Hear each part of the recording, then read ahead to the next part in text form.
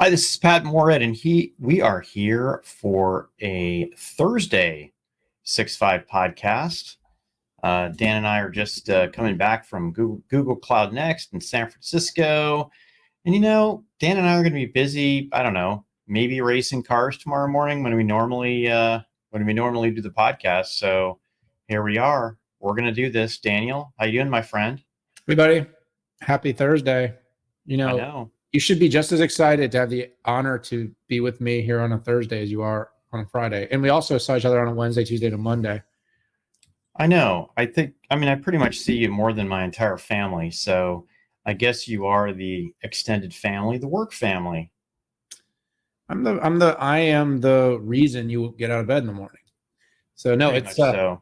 it's great to be here. It's great to fit it in. And yeah, listen, there's a chance, it's not high for those of you that might be rooting for it, but there is a chance that tomorrow I crash and burn.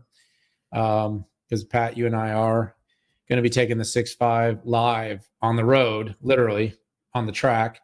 We're going to go fast, baby. And in the words of the great Ricky Bobby, if you're not first, you're last. I know. No, it's going to be good. We've been talking about getting out of the Circuit of the America and racing on that track forever. And now we're actually going to do it. But hey, let's jump in. If it's your first time at the 6-5, we try to cover 6 topics, 5 minutes each, usually 10, because we like to talk and listen to ourselves talk. We do talk about publicly traded companies, but don't take anything we say as investment advice, because this is for educational and hopefully entertainment purposes only. So with that, we have a great lineup. We're talking about Google Cloud Next 2023. We're talking about a report that Hugging Face brought out with saying Habana 2 leads on a visual model. I think that's interesting. A lot of people have counted Intel out. And we're going to go down the line on earnings. Pure Storage, HP, HPE, and Salesforce. Dan, good job on the Chirons there. Hey, listen, there wasn't an overall Chiron. Is it a Chiron? It's an overall something know. Ron. And hi, Ron, by the way, if you're watching, Ron Westfall, one of my great analysts over at Futurum. Anyway, but yeah, there wasn't one. And it was a busy week, Pat. And by the way, doing this on Thursday actually helped us be more declarative in our picks because there were so many freaking earnings this week. And after the bell today, what do we get? Broadcom, we got Dell, we've got MongoDB, Elastic. Yeah. At the very least. That's just what I can think of off the top of my head. And for those of you that were waiting on the edge of your seats for Pat and I to analyze those earnings, you will have to come back next week. I'm sorry. Yeah, do it. Absolutely. Let's jump right in. Google Cloud Next 2023. And Dan, as you know, I like to call my own number. You do. You are selfish. When I'm hosting it. And let's dive in. So as you would expect, Google Cloud Next 2023, the primary volume knob was set to generative AI. And this has essentially been the norm since November when Microsoft and OpenAI got together, board edicts on, hey, what is our generative AI offering? What is our story? And everybody has been in pandemonium since then. Analysts love pandemonium because people are looking for our feedback in a big way, and they're looking for, not only the and enterprises, but also the technology companies, markets. Everybody wants to know. We've seen stocks go up 100 billion, stocks go down 200 billion.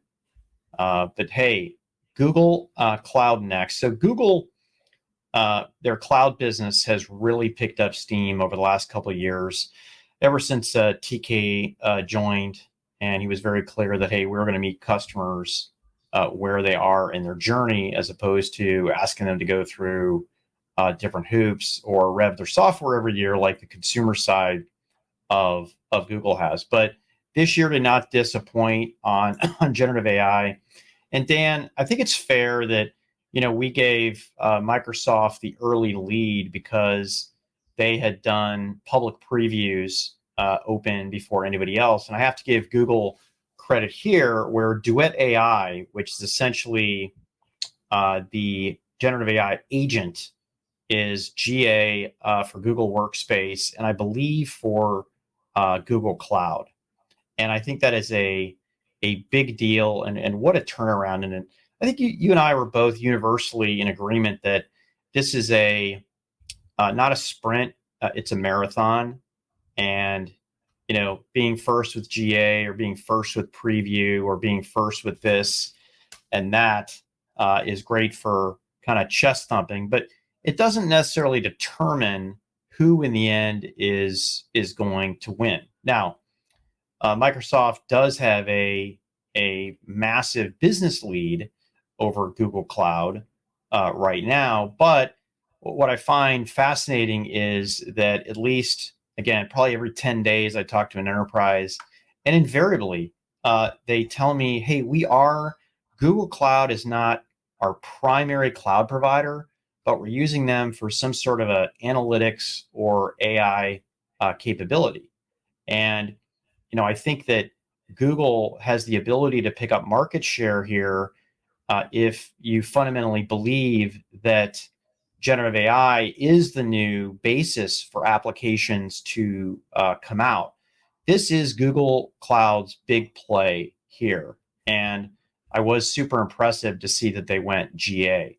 I still have a little bit of research to do, because what I have found, at least on the workspace side, is that GA doesn't necessarily mean it's going to show up immediately. In fact, I waited a year to get Threads into GChat after it supposedly went GA. Again, I need to get my facts straight on that, but my back end is Workspace. My front end is primarily Microsoft. So my team is chomping at the bit to be able to press one button and convert that document into a presentation, and that presentation into a document. And that is a killer app, if you ask me. Some of the stuff that went on in the background were new C instances, right? We saw 2 new instances. One is AMD 4th Gen, which is in preview. And then we saw Ampere, with Ampere 1, that is an upcoming preview. I think it said previewing next month, and that adds to Intel's 4th Gen Xeon that is generally available. One thing that I need to really drill down on is the TPU. Okay, so I had people, probably some Google people, hitting me up on social media, telling me that the TPU, Google does 90% of their training on the TPU. And by the way, every year I go and ask, hey, what percent of workloads are done on TPU? And it has never been higher than 20%. And I think the difference here is, and again, I need to do the double click on this, Google consumer, right? The ads business, search, uses the TPU a lot for the type of things that do primarily for machine learning and deep learning. There was a nice chart out of Archive that was shared, and I'll put this in the show notes, that puts that out. I don't get the feeling that the TPU is used a lot in Google Cloud. Otherwise, I think that Google would be doing a much bigger job to promote it. On the other hand, I was told this week that the TPU is sold out. Okay, so I'm trying to get my hands around this, and I think that this matters to me because, first of all, NVIDIA is selling H100s with supposedly 1,000% gross margins. If, like AWS does with Trainium and Inferentia, you can move a lot of your customers to your own custom silicon, where you don't have to make, merely 1,000% gross margins, right? You can make 100% gross margins and keep a good business. You're going to keep a lot more profit for yourself. And you could also, if you want to do the cost mode to get market share, you could go down that angle as well. Microsoft, on the other hand, with Azure, doesn't have a custom GPU and inference or for training. And I think that's going to become an issue for them over time if they don't figure that out. Back to the C instances, I cannot wait to see the performance that Ampere 1 brings out. Google does not do comparisons to Intel, at least publicly. And it's funny. It was AMD versus AMD. It was Ampere versus Ampere, and it was TPU versus TPU. So a lot of work to do, a lot of research to do. It was a very professionally run analyst track that they did. It was great to spend time with Thomas Kurian. As I've said before, one of my biggest research methodologies personally is to better understand senior leadership. And if I don't meet with senior leadership and get a good feeling about what the future looks like, I have to talk about that. I did get good feeling from Thomas on growth in my conversation with him, and this is not NDA or proprietary, so I feel like I can share this. He was very surprised at how many customers were coming to him with very specific asks and to see if generative AI can help with those. I think it's a really good sign for the industry. I think it's a really good sign for Google. Yeah, good analysis there. I'm going to macro this thing because that's what I do best. First of all, Google Cloud has found itself in a moment. And this is the moment where we've seen a shift away from traditional compute, where other cloud providers have had tremendous strength, to AI-focused compute, where Google, not exactly like an NVIDIA, but similarly has been built for a very long time. Remember, Google is brain. Google is DeepMind. Google has been doing recommendations and generative. By the way, if you've been using Workspace for any period of time, there was this little generative feature that Google has been doing for a long time where it would complete your sentences. I know that until November of last year, when a large language model was deployed and made public and people were using ChatGPT, that no one knew that. But that was a generative capability right there. Generative text. So this wasn't brand new. The company had been developing Bard and Palm for a long time.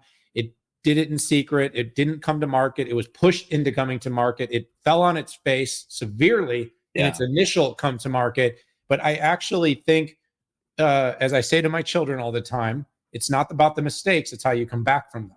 And so it made a big mistake. It raced to compete. And you mentioned something when you were talking about the race for GA. Yes. And in some cases, being GA and being first isn't as important as you'd think. And it's interesting now because we're kind of seeing how this is trading in market. Microsoft came out with, a OpenAI or ChatGPT powered search. And there was this very bullish sort of sentiment about market share. And it didn't, at least so far, amount to very much. And by the way, on the other end of things now, Google has raced out with its early to GA Duet capability. And, they have about 10 million workspace users, which is, it's palpable. Paid. Yeah. Paid. Unpaid. Yeah. Users. Student, real clear, paid. Good call. But what I'm saying is that's a pretty small fraction to the number of paid Office users. And the reason I point that out is we'll see if putting the ability to generate your emails, write your documents, create your PowerPoints moves the needle of people off of Microsoft, or if we're just trading early GA. But I was impressed by the fact that Google did get this into market first. And yes, we also use Workspace as part of our backend, and I don't have it yet. So I don't know what GA means, but it's not DA, meaning Dan available at this point yet. So if y'all can make that happen, feeling me? I'd like to play with this a little bit. Other things that really caught my mind, because you covered a lot of ground, Pat. One was the strength that Google has for the longer tail based upon its winning ways with generative unicorns. Now, you and I had a chance to be part of a small group and some private interactions with Thomas, and the non-NDA part of it was, we talked to him about why. I asked him the question, why are they winning? Right. And I thought he did a very good job of being able to explain why 70% apparently of Gen AI unicorns are building on Google. Now, he wasn't declarative whether or not they're using exclusively Google, which was something I want to know. But of course, I don't think anyone in his shoes would have answered that question. But we can't help but ask, right? That's our job. But what he basically did say is, one, the economics of Google are very good, meaning the economics have enabled startups to very efficiently deploy their AI projects. 2, the Vertex environment, powerful software, highly capable. And then the third thing he really focused on was Google's impressive developer ecosystem. Now, I think other companies could make that same argument as well, but you do need to repeat that number, Pat. 70% of the unicorns, meaning billion-dollar valuation plus companies building Gen AI tools, technologies, and software are using Google Cloud. So very impressive number. And I'll end my thoughts here is we did talk to, Pat, you talked about talking to enterprises. I won't say whom we talked to, but we did talk to a large financial data institution. And we did get some interesting feedback. At least it was interesting to me. Yeah. Because, we're hybrid cloud people. And it was very interesting to talk to a large data company that's dealt with major security issues in the past to find out that they are all in on cloud. So there is a story to be told that some big companies absolutely hook, line, and sinker. Maybe it's multi-cloud, but buy the idea that their entire enterprise can be run all in the public cloud, Pat. And I thought that was a kind of an interesting way to end our event, talking to a customer, hearing that, because you and I still struggle, I think, to see how that can be done based upon the complexity of data and infrastructure environments inside of an enterprise. Yeah, this company had a burning platform and that they were hacked big time. And we're looking for answers, but it was interesting. Great analysis, Dan. Just the final boomerang that I wanted to add here was people forget that, albeit Google Cloud is the number 3 or number 4 cloud provider, and I think Thomas said it's a top 5 software firm if you look at revenue, with a little hint that he might move forward there. They have the largest infrastructure on the planet of any company out there, bigger than Microsoft, bigger than AWS. But they don't really talk about that because they don't want to potentially scare people off given their consumer capabilities. I think the time's over. I think they need to come out and start leveraging that and flexing their planet scale infrastructure out there, maybe being a little bit more forceful with talking about the TPU. Let's move to the next topic, and imagine that it's an AI topic. Hugging Face actually published some benchmarks that show that Intel Habana 2 leads NVIDIA A100 and H100 on a very specific model. Dan, why don't you kick this one off? And there you have it. That was it. That was all I had. But no, I mean, look, first of all, you ended where we're kind of picking up, but in the near term, we've got this gold rush to train. And this gold rush to train is basically largely a train that only goes to one station. And that's Jensen Huang's kitchen. Yeah. That kitchen is going to be so awesome by next year, because I don't know, but I think there's a printing press being created in his in the NVIDIA corporate headquarters. But having said that, in all seriousness, whether it's talking to Thomas Kurian about the capabilities of the TPU, whether it's Intel, whether it's AMD's MI offerings, whether it's Grok's accelerators, whether it's Lattice Semis, FPGAs with vision capabilities. There are a lot of semiconductors that can do AI, but right now the market's impression is that there's really only one, and that's because there's this gold rush to train large models and to build foundational models, because right now the ability to use AI in your business using unique data sets is sort of the next frontier of opportunity for productivity gains and efficiency gains. There's also this kind of overwhelming impression, Pat. This is where we can kind of have a little bit of a convo / a debate that NVIDIA is the only company that can do it. And that basically there's a reason companies are waiting 3 to 6 quarters, depending on who they are, to get their hands on an A100 or an H100. And it has to do with a combination of the fact that NVIDIA has really what's considered to be a full stack, of capabilities. The programming developer ecosystem around CUDA, but also just the fact that it's sort of the universal and most capable, most powerful. But the truth is there's a couple of trend lines going on that are important to note. The one is, while, training is the next immediate frontier of opportunity, longer term, the ability to accelerate workloads and even do that on traditional general purpose compute is actually a very large opportunity around inference. The other thing is that when you're training very specific workloads, there is something to be argued that an ASIC, a specific, a semi that's built very specific to accelerate a certain type of workload, could end up outperforming. And that's what Hugging Face. So this wasn't an Intel piece, but it's a partnership and a relationship. Intel and Hugging Face have very publicly been out there that they do have this relationship, but effectively announced that when they were training these vision language models, these very specific kinds of models, that the Habana Gaudi 2, which is the ASIC from Intel, actually performed substantially better than both the A100 and the company's newest and most powerful GPU,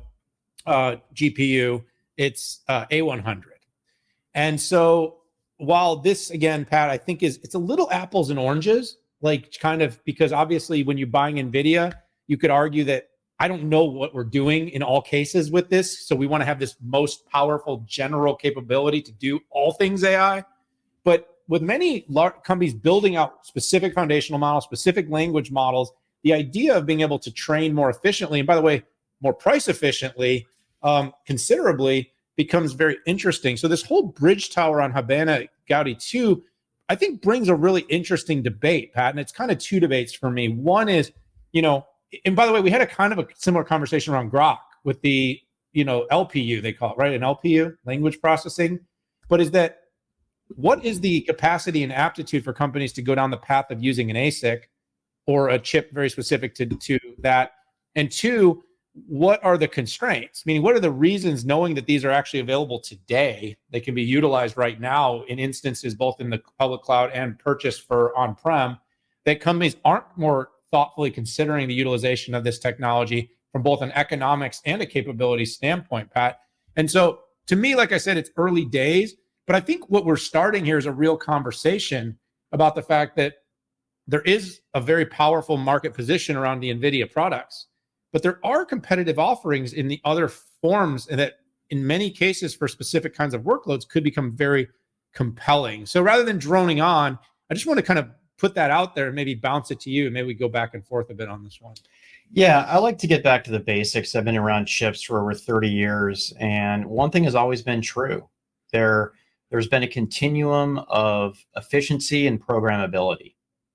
The most efficient, the less programmable.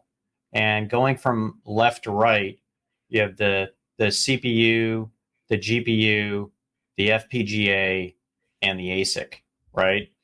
The challenge with the ASIC is always, again, like you said, is how do I program that? And what they do is they put the flexibility on in the software to be able to run different workloads. But when you get it there, it's going to be a heck of a lot more efficient than a GPU or a CPU. To be clear, NVIDIA does have ASIC blocks on its GPU, right? They have transformers. They have some heck, on the Intel Xeon has 4 different ways to accelerate AI. So it's really this continuum. So it's not ASIC good, GPU bad, or GPU bad, ASIC good. GPU has taken advantage of the flexibility that particularly hyperscalers want to be able to go to the next best thing. I mean, heck, a year ago, we were still talking about recommendation engines and visual AI and object detection and recognition and self-driving cars. Right now, in this generative age, we're just doing some of the most wackadoodle stuff out there with the GPU, right? How do you think all of these initial LLMs were trained? They were trained on the A100, not the H100, right? The H100 is just a beast of a device that cranks out foundational models a lot more flexible. And that's the key is flexibility. One thing I was interested in this one as well was that, this wasn't inference and this wasn't training. It was fine tuning. Okay. Which, and also I find interesting was this wasn't Intel people. These were Hugging Face people. So that gives a tremendous amount of credibility. But what all the listeners and viewers need to understand is that Habana Gaudi 2 won't have this same level of advantage over NVIDIA or even AMD in all use case. This is a very specific use case using a very specific model, which was very similar to what we saw with Grok, right? Using Llama 2 70 billion.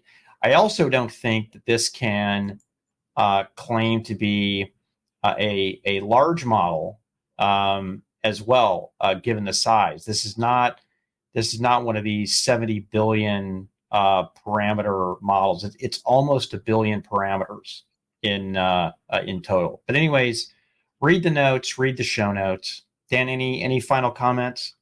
No, I mean, look, it's an interesting inflection.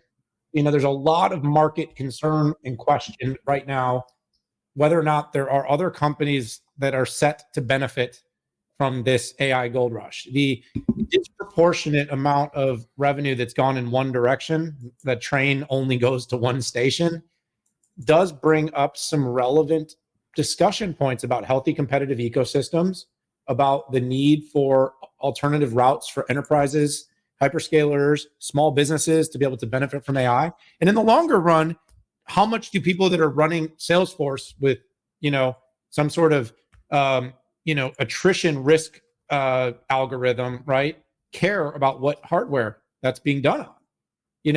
And I think over time, companies are going to look for efficiencies, especially on the inferencing side. So I think it's an interesting conversation to keep having. And I don't expect that it'll be the last time we're going to have it. Yeah, Dan, I mean, graphics used to be done on a GPU. Sorry, used to be done on a CPU, and then they put fixed function in to do 2D graphics. We used to have an accelerator to use with spreadsheets and to crunch numbers, right? It was a plug-in chip, right? It was a math accelerator, and then it got sucked into the processor. So historically, these things should calm down, but until they aren't calm, GPUs are going to have an operational advantage. All right, let's move on to Pure Storage earnings. Another company that, by the way, is very, very integrated into AI. We knew what they were up to with machine learning. They talked a lot about Meta and how they work with a parallelized workflow inside of the company. But Charlie gave a good overview of how his company is supporting, from a storage point of view, what they call the world's AI projects. They had Meta on there, they had SiriusXM, they had Health 2030 Genome Center, Folding at Home, a bunch of pretty big names. Not the big names other than Meta that you might expect, but my guess is a lot of customers don't really want to talk about that. Financially, they had a top and a bottom beat. They did talk about winning a big 8-figure generative AI deal, which was good. Storage as a service. It's funny, to all the infrastructure people, you say SaaS, and it's like, oh, software as a service. No, storage as a service. Doubled year over year. That is phenomenal. ARR at 27%, and just a freaking eye-popping 70.7% gross margins. Who says that there's not margin in hardware? And oh, by the way, fun part is they spend actually more in software than they do on hardware. So are they a hardware company? Are they a software company? I don't know. They're like Apple. They're fully integrated in how they operate. The cool part about their future here that I find is that they finally, if there's a bingo card of storage, aside from mainframe and very large systems, they play in block storage, file storage, object storage. They're doing SLC, they're doing QLC, right, to hit price points and performance. They have a chassis from a sustainability standpoint that you're not throwing away the entire chassis to get better performance and better capabilities. You essentially, it's a bladed architecture where you move capabilities in and out. You can pull out and push in systems. They've also gotten into the data management space with places like with things like ransomware, duplication, things like that. So companies on the move. I didn't get the chance to talk to Charlie this quarter, but hopefully we'll get to chat with him soon. Yeah, there you go. I mean, look, I feel like quarter after quarter, this is another company that operates well, delivers consistently. It's in an area that's, somewhat seen as mature as storage, but is trying to really bring innovation to this particular industry. They, on a macro level, they hit on some very good things. One, their subscription numbers are growing substantially, mid double-digit growth. Two, they're seeing their evergreen product grow even faster, doubling prescriptions. Too many pharmaceutical. You need a subscription? Dan? I need a subscription. Their customer growth, substantial, 12,000 plus customers now. And then, of course, Pat, this is something you and I have talked about a lot. They are a customer experience-led organization. They are very focused on delivering best-of-class customer experience to the industry. 81.4 NPS score, Pat. They post this. Isn't that crazy? Well, they post it because it's legitimately like twice as good as their next best competitor. Yeah. Like they are really a wake and serve organization. And I like that. And so I actually will have a chance to talk to Charlie this week. I look forward to, being able to interact with him a bit more. But, I think the company's doing a good job of balancing innovation, driving towards ARR, and of course, keeping the fact that they're customer centric as really what makes their identity unique. You hit on some of their diversification, Pat. I think they've done a good job on that. They did slide an AI slide into their deck. Which I read. Which you read the deck or you read the slide? I read the slide when I started. Yeah. So, Pat, we kind of joke sometimes about you can't build apps on air. Well, you need somewhere to put all your data as well, because that data needs to be accessible. So Pure does legitimately have an opportunity to play in that space. So, the guide was like usual, conservative, but positive. And, overall, Pat, not a lot to dislike about this quarter's earnings report. Yeah, it's interesting. I can't wait to see how fast data and Pure collide together, right? Who's going to be the king of the hill for AI-based storage workloads? It's going to be an interesting one for sure. Because, every 3 to 5 years, a new storage upstart kicks off and tries to knock somebody off, but very few of them end up dying, right? I mean, look at NetApp. I mean, NetApp did not have a good quarter,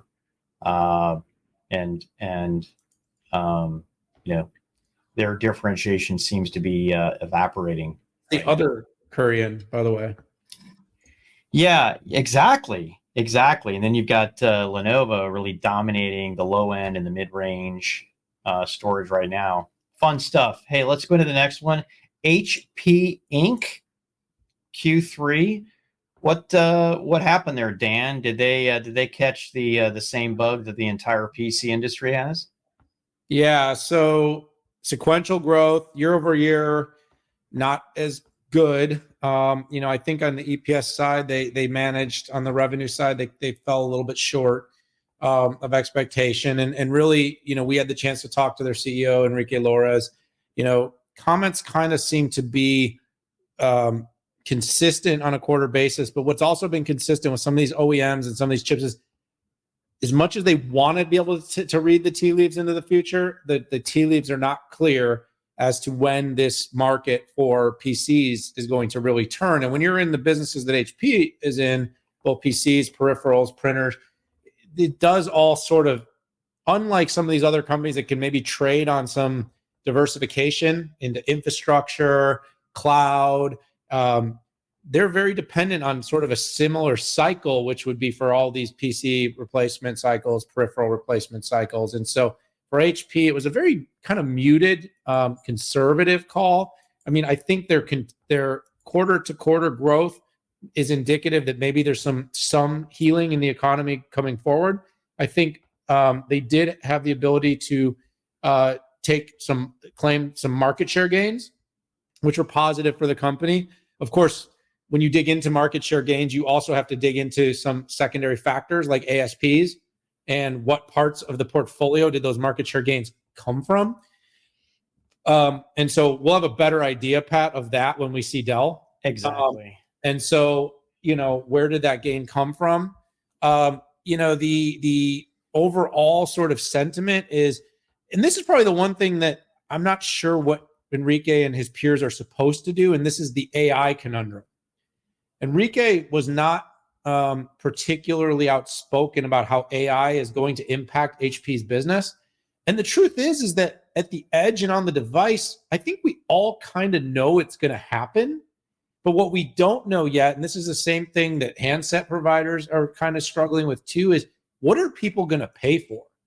So meaning that, the ability to run a large language model on a PC or on a device, will people pay more for an iPhone, for an Android device, for a PC to do that? Now, I can imagine in workstations, we'll see some momentum because of the kind of workloads that we'd want to be able to run locally. And so you could see some spend on a more powerful GPU, CPU combination long-term on workstation. But on PCs themselves, when you're doing a lot of inferencing in your applications, in Workspace, Microsoft, Salesforce, how much more powerful does the computer need to be to do that? And is there an AI cycle for what I would say everyday usability for inclusion of AI versus only those specialized workstation requirements?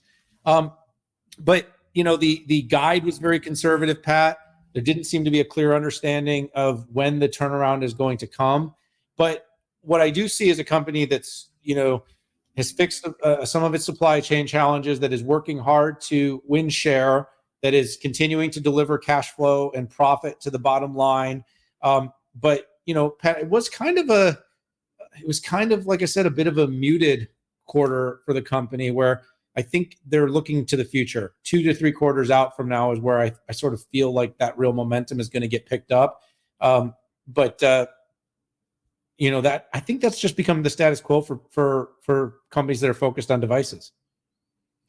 Yeah, that's exactly how I was going to start. The entire PC market is muted because there's so much uncertainty, right? There's interest rate uncertainty in Western Europe, a little bit more interest rate stability here in the US. China is a complete unknown. I think the good news is it does look like the channel inventory has been pretty much swept through. I mean, I think there was a lot to be excited about if people did the double click. I mean, profits are up, right? We're not in a price war, although ASPs did go down, and we're gonna have to wait for Dell's earnings to see what happened there. They gain unit market share, which I think is a plus. They did have sequential growth, which, by the way, if we went from a calendar Q3 to a Q4, it'd be less impressive to me. But Q3 calendar is always bigger than Q2, and it has been for 20 years. So I'm not as impressed by the sequential growth because the market is that's just the way it times. It was nice to see it. Unfortunately, got buried that Poly was up.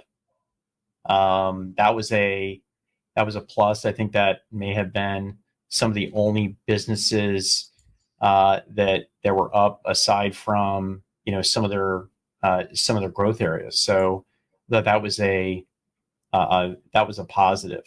So I think the whole industry is uncertain here in the second half, and I don't know if we're going to get even clarity in the first half.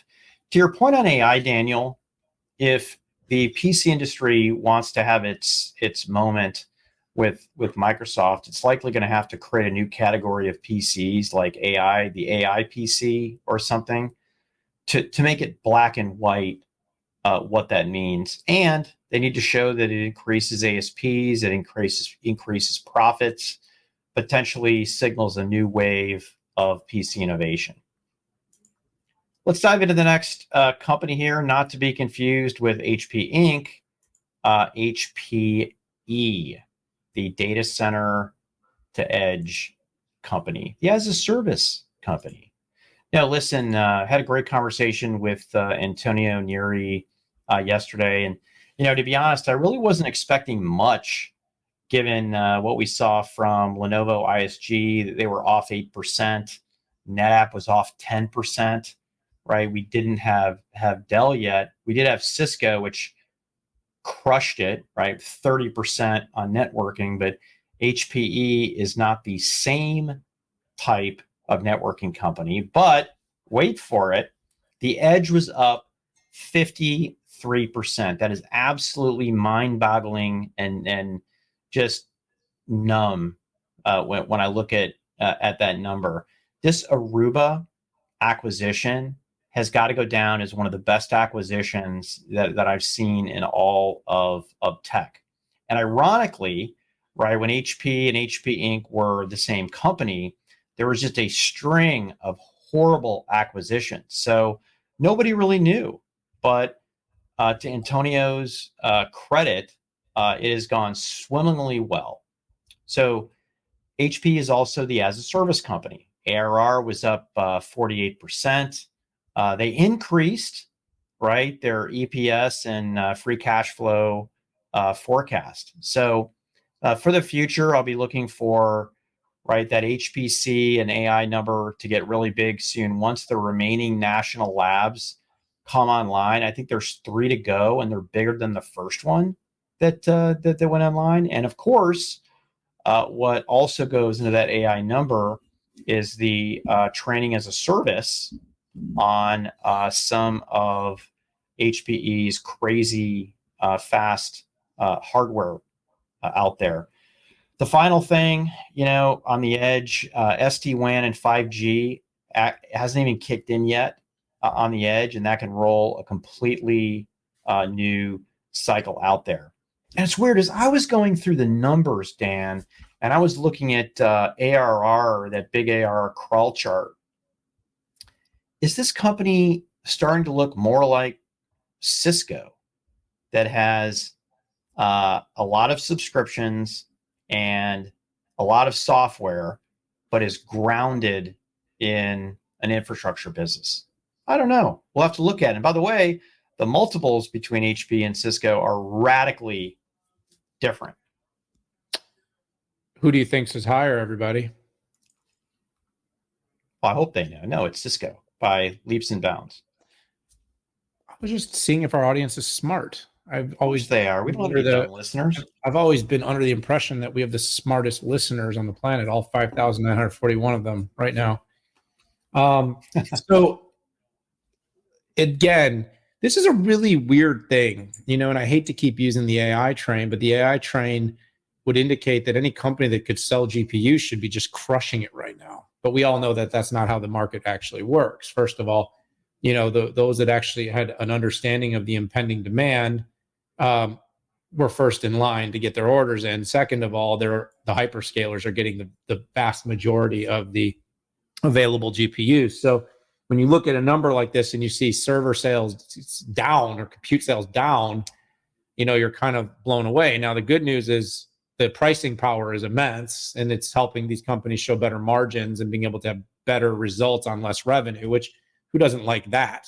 The revenue growth was conservative, but it was there. And by the way, pretty consistent with what it's been for some time. We did see, strong free cash flow creation. Pat, to answer your question, I mean, look, I wrote the original white paper that said, kind of everything as a service in GreenLake and why the company was well positioned. I did that 5 or 6 years ago now. I know. I saw this. And the thing about it is that you can argue where workloads will be placed, but what you can't argue is the way they want to be consumed. Meaning people want to consume, whether it's on-prem or in the cloud, in a much more public cloud-like fashion. Okay. People want to consume software licensing like SaaS. People just want that model of constant, care, service, SLA, update, support. And so GreenLake was always CapEx to OpEx too. And wherever it can, and in many cases, depending on the company situations, CapEx to OpEx is also seen as a good thing. The growth of ARR, the growth of total contract value, the, AI story is in there. The overall, business performance very good. And Pat, I think you mentioned it, and this is just something to point out, but there will be a next frontier of opportunity for not just AI, but business at the edge. And HPE has really crushed it in this particular area. It's kind of been a quiet crushing because, while its overall business has kind of been in that mid-single digit up or down across the different categories, the intelligent edge business, which, the Aruba part, and of course the rest of its intelligent edge business is growing like mid to high double digits, right? And it's doing that pretty consistently, Pat.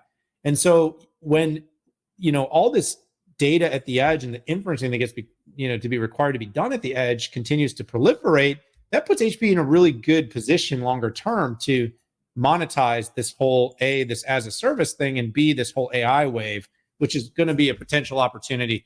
The other thing, by the way, is, I don't know about the forecasting to be able to meet demand, Pat, but if you look at what NVIDIA is forecasting and the ability over, 3 or 4 quarters to deliver, I would imagine the backlog and the amount of that backlog that's tied to AI servers and it's tied to higher margin could really prop up the quarterly results over the next few quarters for the company if they're able to A, deliver on all that demand, B, continue with this strong pricing power. And there's nothing to indicate yet that won't be the case going forward. So solid results, good times. Let's go. I think we're on a pace to finish this thing in only 10 minutes a topic. About that, like I said, if you were paying attention, it's the 6.5, but it's a lot of times it's 6.10. Let's jump into Salesforce. Not infrastructure, but a whole lot of AI. So listen, Salesforce had a beat. They ran the tables on this one. The growth was spread across most business uniformly, with an exception, and that was data. It was up 16%. The rest were between 10 and 12%. And I have to think, and I'm just taking a whack at this. What's the one thing you have to do before you jump into generative AI? You've got to get your data in line, right? That is the absolute number one thing. And Salesforce has a data cloud that melds on-prem and in the public cloud. So it's very capable of moving that data back and forth. On the call, right, Mark Benioff reiterated the 4 foci, right, of what he's trying to do, and then he talked about a 5th. So at first he talked about restructuring, right, and the second they talked about reigniting our performance culture by focusing on productivity. I think that's short for let's have some layoffs, let's clear the deck at the top, and let's get people back into the office. Third was about core innovations. 4th was focus on the investor, and the 5th, gosh, guess what the 5th is, Dan? Could it be AI? So a lot of good. By the way, if you go in and hit the transcript, there's a lot of juicy stuff in there. The thing I want to end on, which, by the way, I am looking forward to going to Dreamforce and getting the lowdown here, is the expense reductions have been pretty crazy. I mean, within 1 year, right, you're looking at close to over a 12% reduction in expenses. And you know where it primarily was? Sales and marketing, right? A little bit of cost of revenue decrease. I'd love to figure out how they did that, but a big reduction in sales and marketing as a percentage of revenue. In fact, 37% going down to 30. And that's not just, by the way, that's not just riding the revenue curve down. It is real declines in whole dollars, which are, exasperated when your revenues are going up, and the revenues did go up right around 10%. Company has a pretty bright future. I'm feeling pretty good about not only the story they're telling in generative AI, but their capabilities in generative AI. I think their biggest challenge going forward is pulling all their properties together. It's their overall platform. It's combining sales, service, Slack, marketing cloud, and data cloud together to become a holistic platform as opposed to best of breed capabilities. And I hope they hit that at Dreamforce in addition to generative AI. And there you go. So I'm freezing up a little bit here. So can you just confirm you can hear me? Yes, I can. I can see you too. All right, cool. I don't know what's going on, but my laptop's being funky. Lisa playing Xbox upstairs? Sometimes it's yes. We're streaming on at least 10 concurrent networks. All right, there it comes back. By the way, that still shouldn't be a problem. So get after it, Spectrum, or whoever it is I'm using your internet from. Pat, this quarter for me was, one, very indicative of the operating improvements that's been made over the past several quarters. Company made big cost expenses. Now, this is always very tough as an analyst, because as an analyst, you want companies to be healthy, growing, adding staff, adding people, building careers, helping, move the economy forward. But as analysts, we also want companies to run intelligently, hire, right size their businesses consistently, invest in the right areas, not get overweight. And Salesforce is a company, I think, that got a little overweight during, sort of the peak growth. And I can't blame them entirely, because sometimes it's very hard when the growth is coming so fast. You do need to hire ahead of the growth. And to be clear, let's remember, even when its earnings were down, it was still making a lot of money. Yes. So it wasn't like having those headcounts was making it not make money. But Wall Street is, they're particularly brutal when it comes to performance. And they don't just want companies that make money, they want companies that make a lot of money. And Salesforce has always been one of those companies. It's also a company that's sort of found maybe growth maturity, meaning, remember, Pat, when it used to be growing 30% and 35% and 25%, and it was, going to double every 4 or 5 years. And now it's, after making a lot of big acquisitions, spending some big money to buy Slack, to buy MuleSoft, to buy other companies, Tableau, it's growing at, low double digits, which, by the way, is not that different than IBM growth. So you do got to kind of call that out. Like, you're not talking, and so this company's at this inflection where it has to be a little bit more of a mature company in the sense of being focused on growth, but it also has to focus on being profitable. And so this is an inflection for the company. Now, what I am really excited for the company is its data cloud and its AI growth. And you mentioned these things, so I won't spend too much time on them, but the company's AI day was very, very compelling. And the fact that it's got an approach for security and privacy and AI for its sales and marketing solutions, and it had pricing where you could start to see the incremental impact, which, there are different equities folks that are looking at it being anywhere from a few percentages to a double-digit % growth on a per-user basis. This could be a very exciting incremental growth opportunity for the company. I'm excited about that. I'm watching that. We're paying attention to that. And longer term, I think that's going to be something that is very important longer term. Pat, we've got Dreamforce in 2 weeks. So I'm very excited to hear about what's going to happen. I think Benioff got a Time 100 AI award or something, by the way. He's part of the Time 100 most influential. Doesn't he own Time? I don't know. Does that matter? Well, kind of. Don't you own AR Insights? I'm just kidding. I wish. Some people speculate. Anyways, but you only own the top spot. But anyways, no, and that's it. So, it was a strong but kind of very business as usual quarter. I'm looking for more on AI, looking forward to hearing more on AI. This is a company that it's not AI washing, it's real. When your applications enable you to understand customer behavior, sell more profitably, get more activity and productivity out of your teams, that's the real crux of the opportunity as I see it short term. And I think they're heading that direction. Now I just want to see it turn to dollars on the financial statements. Pat, I got nothing more for you.